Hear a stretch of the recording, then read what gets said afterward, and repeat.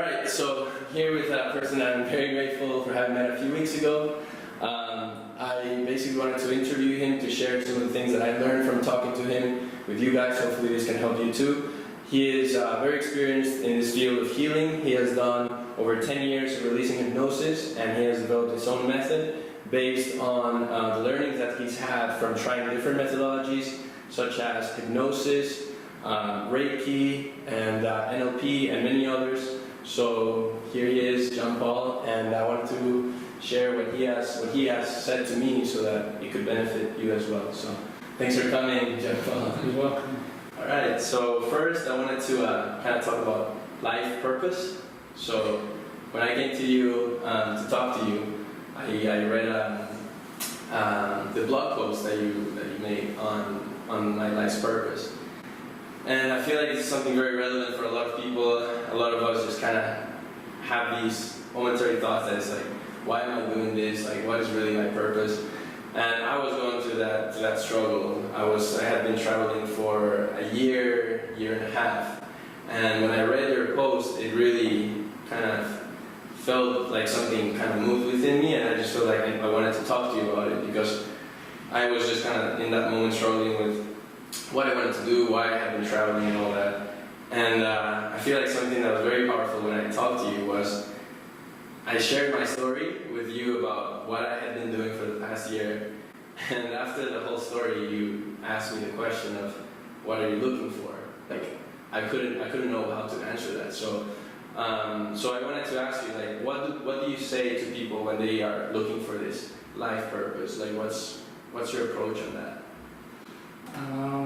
Well, in general, without talking of specific cases, when people say they don't know what to do with their life, or they don't know their life purpose, it usually means they're not in connection with their feelings. Mm-hmm. So everything that they're doing, or the majority of what they're doing, they have to give reason to.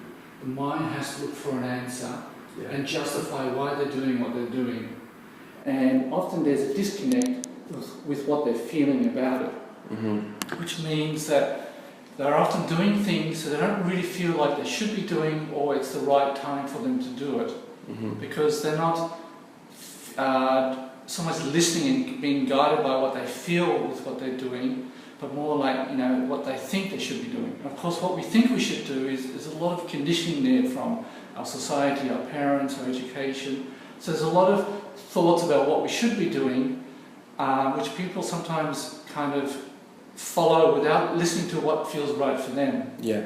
So when people come to me and say, I don't know what to do, it's usually because they're not feeling themselves. And I can't give them an answer, but what I can show them is that if they listen to themselves, it means what they feels right for them, what inspiration comes through them, and they follow that and trust that, then things work out.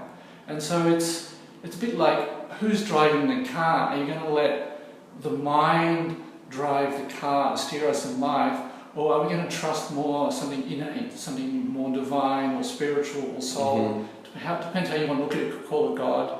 And if you let that inspiration come through us and trust that, then you find that things just work out better.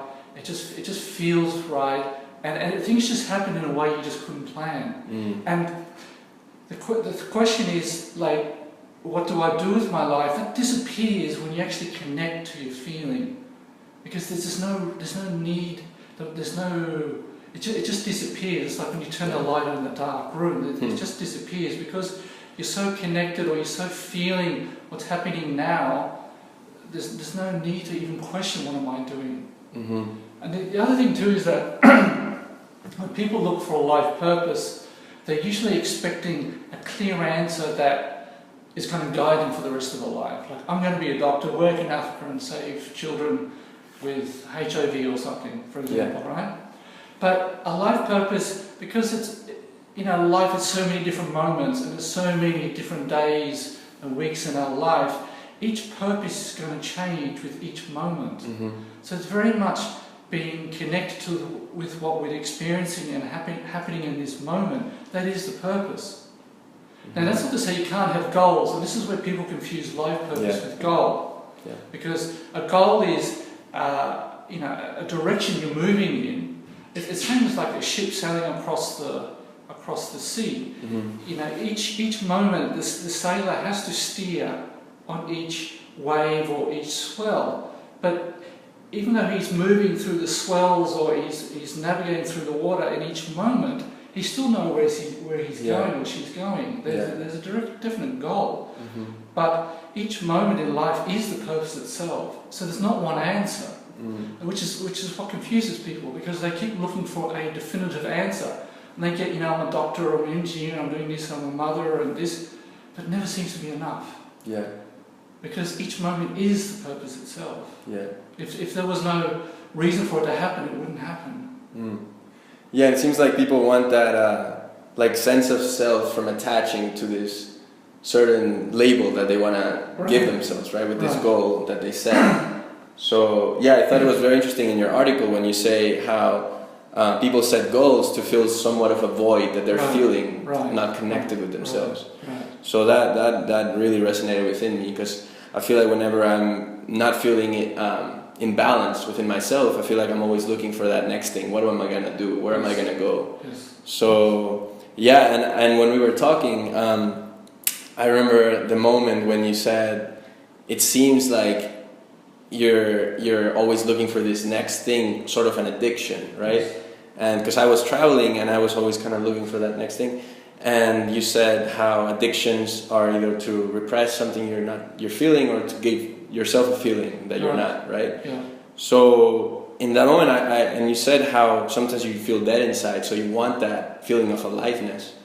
And that was very strong, because it was like, whoa, like it's like I'm dead inside, and it's kind of hard to hear that. But in a way, it's true. It's like because there's no connection, you want something else to give you that sense of feel excited, aliveness. feel alive. Yeah. So I thought that was very interesting how you worded that and how it was straight to the point.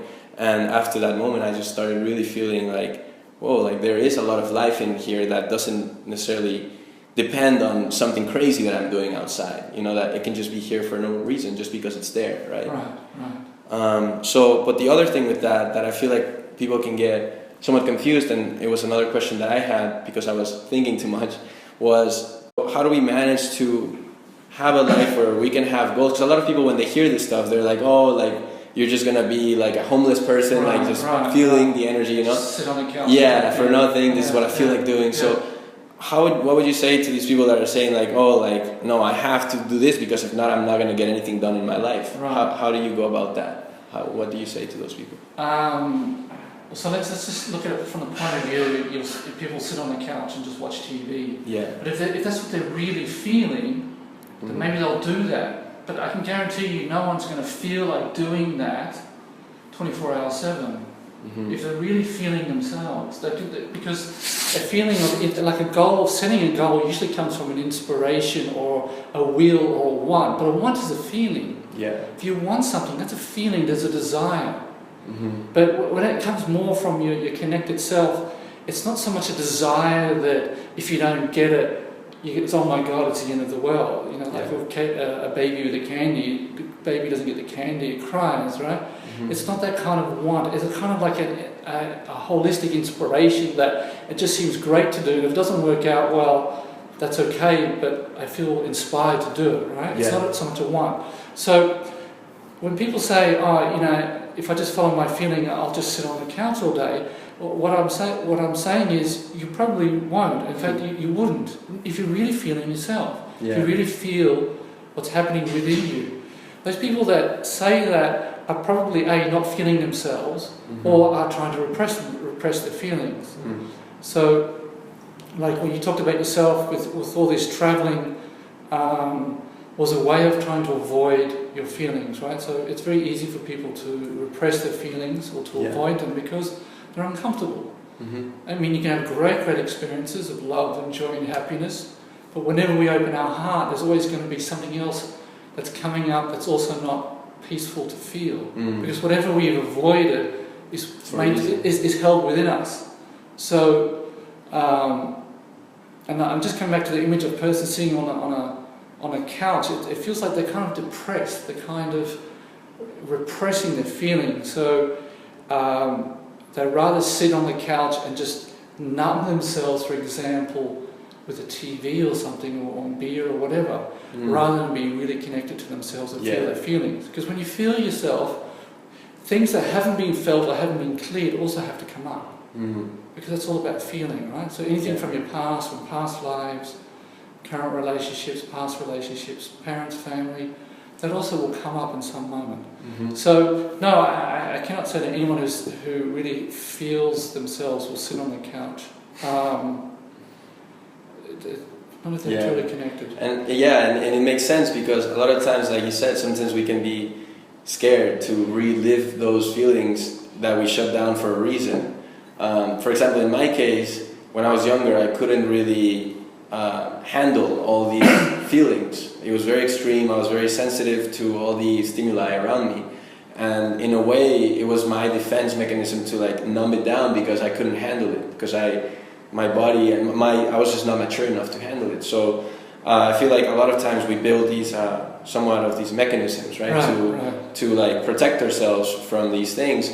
But in reality, it's like the elephant, right? When it grows older, like kind of the analogy with the elephant, how at first it can't get away from the post that it's attached to because it's very small. Yes. But then he grows older and he can easily take it with him. But because he has believed now that he can't, then he doesn't do it. Right. So the same way, I feel like now I'm capable of feeling what I was feeling before and handling it, but I was not aware that I could.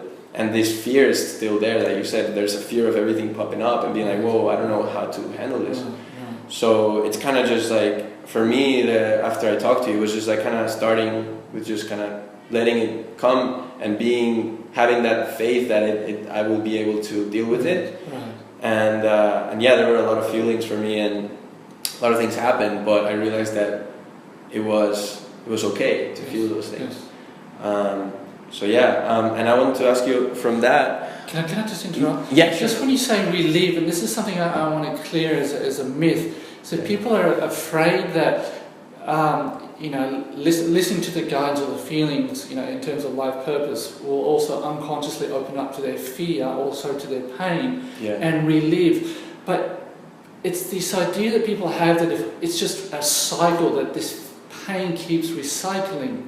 But it's not that you relive it, you clear it by actually experiencing it. But you have to actually experience it as it is, meaning you feel it, you don't make a story about it, you don't say, oh, poor me, or you blame someone else. You tell yourself this shouldn't have happened. You don't make a story about it. It's like being very present with it and just letting it happen, letting that experience of feeling happen. And sure, you experience it again, but you don't relive it because it actually clears. We relive it when we feel the pain of our girlfriend leaving me, for example, and I tell myself a story. I interpret it with the mind, and I say, oh, she shouldn't have done this. How dare she? All women are like this. I'm never going to be. I start telling myself a story, and I just add more pain onto the pain, which I'm going to relive again at some point because I'm not being totally 100% with it. I'm using the mind to interpret the experience. Okay, so it's like you feel it, but you don't attach it to an idea or to a concept. It's just a feeling in its own, and when it's felt, then it kind of releases into. It just moves. It just moves because it's energy. Also, emotion is energy in motion, right? And when emotion doesn't move, and when we're not really present with it. Taking the teachings from Eckhart Tolle, when we're really present with it, meaning we just stay with it. It's the most simplest thing and yet the hardest thing for people to really get. We're just with it. We just feel it. The energy emotion that was blocked just moves, right? And you can feel it. Sometimes you get tingling sensations. You get it sometimes with music that they do a certain chord progression. You get that tingling sensation. Like the goosebumps kind of. Yeah, goosebumps. You can feel it sometimes like that, or you can feel a real release. A cathartic release if you have a cry. You can really feel the energy. It just clears, it moves. And then the body's much lighter. And then you don't relive the experience because there's no fuel there anymore. There's no energy blocked anymore to recreate that experience. Yeah, and I feel like that's a great way to blocking, because it is like it's a great word to describe it because it does feel like something is blocked and trapped. And when it moves, like you said, if it's moving, then it's releasing, so it's allowing it to flow. What happened to me after our talk and I started becoming more aware of the energy that was inside, I just started feeling, it just initially was just warmth in different parts of my body, just like somewhat of hot in certain areas, you know, and then eventually I started feeling how it moved. And when I was going about my day to day, something that I found very interesting for me was that whenever I started feeling something, there was somewhat of an attachment to a thought about what I was feeling.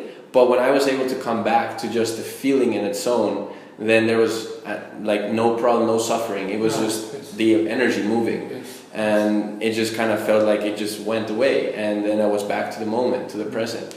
So that was something that for me was amazing, because a lot of times I would, you know, kind of stay caught up in my thoughts and my emotions. But then I realized this is all just a creation of the mind that's just getting away from this moment, right? But it's just energy right here that if we connect with it, then we're okay.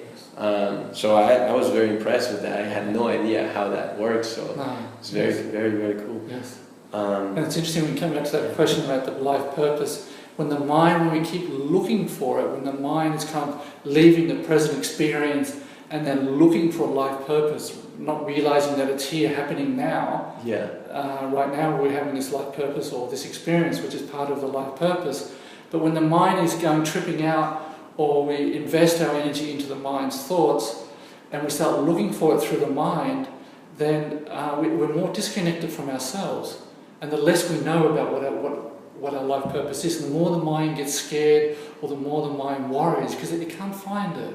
Mm-hmm. And it's never satisfied. No matter what answer it comes up, it's never going to feel right because there's a disconnect. Yeah.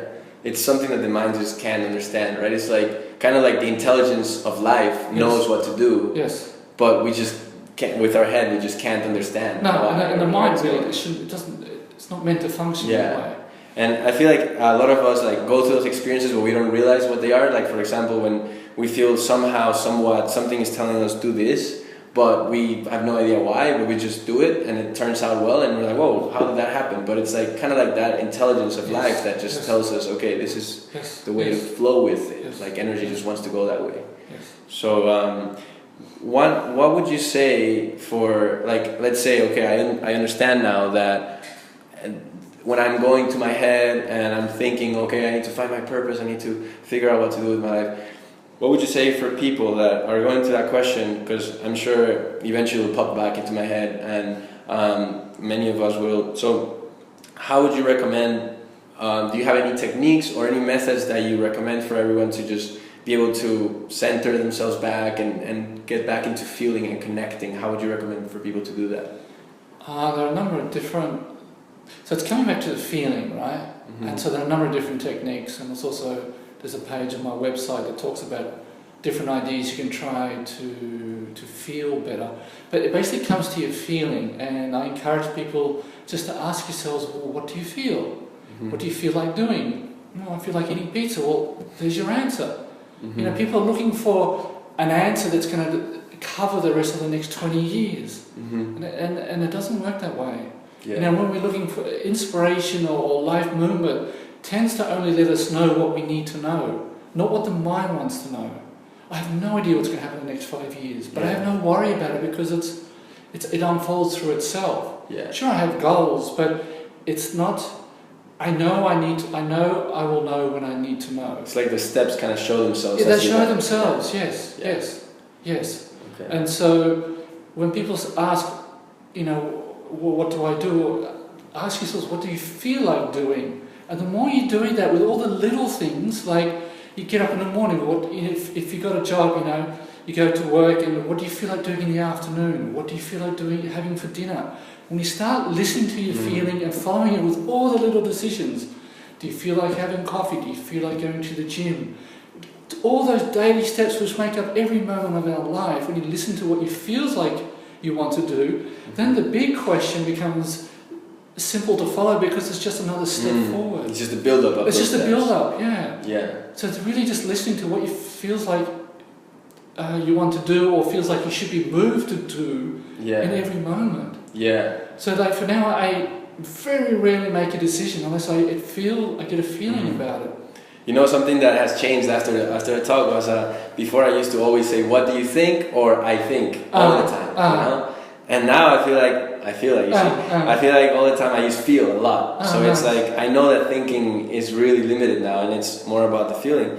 So I catch myself a lot saying "feel," I feel, and it's very interesting because it's like now I'm much more connected. Yes. And when I talk to people and I immediately catch that they're thinking too much, it's like, what do you feel? And it eventually brings them back, and the conversation is so much more authentic.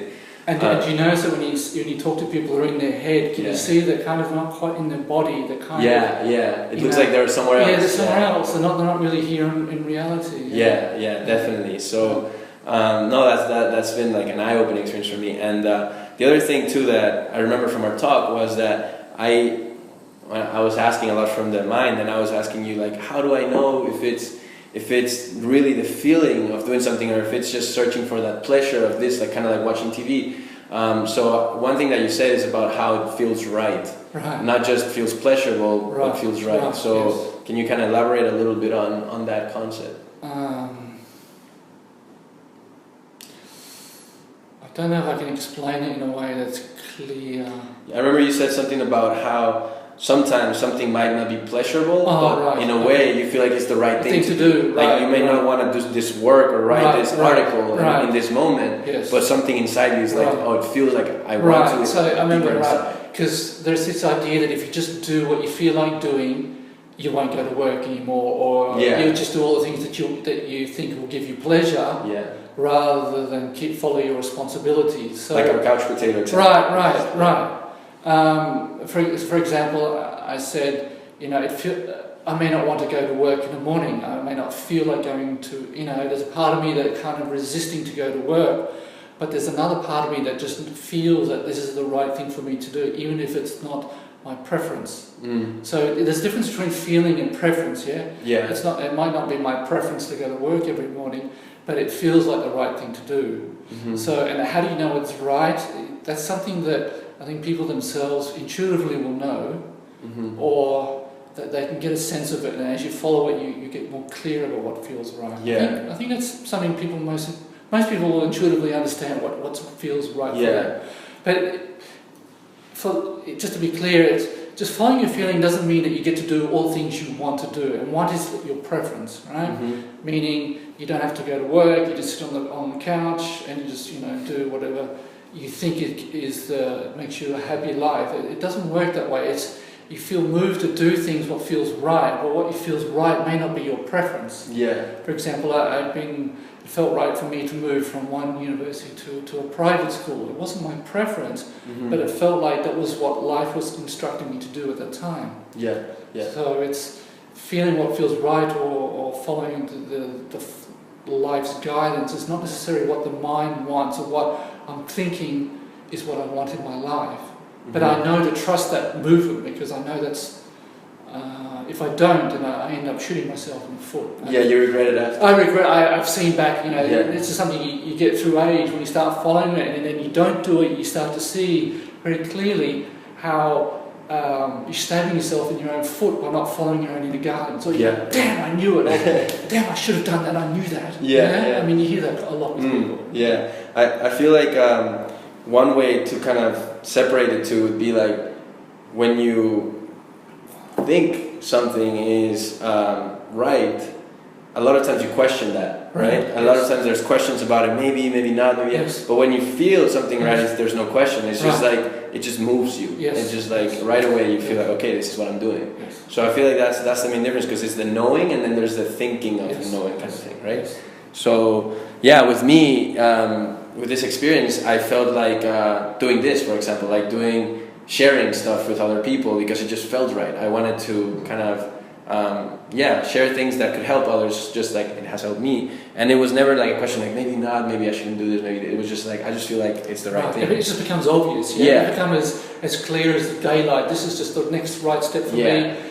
But because it becomes so clear and so obvious, the question of what my life purpose is, it kind of just disappears, because it's so obvious what the next step is. And because the next step is so obvious, there's this innate confidence knowing that the step after that will be so obvious, because until now it's becoming so obvious. It's like the way I envision it, like kind of I see this image of like standing in kind of one of those competitions, like I don't know if you've watched the Ninja Warrior competitions where they like go through obstacles. Oh, okay. So the way I envision is kind of like, I just thought of this image, just like you're standing on this block that's above, like, let's say the water, which is like a lot of times in these competitions, and you can only see the next step, right? Which is right in front. Yes. And you're not going to stand next to it and see the air and say, like, maybe I should step there, because there's nothing to step on, right? So it's like you just step here because that's the one that you see. But yet the ninja knows that there is a goal. There is a going path. there. The person knows that there is an end goal, but how they're going to get there, that's out of their focus. But they know they know the direction, but the next step is only what the actual step they know. Yeah, if they're already thinking of grabbing the rope that's all the way there instead of jumping into that step, they're never going to get anywhere, right? No, right. So that's why they're not falling in the gap. Exactly, yeah.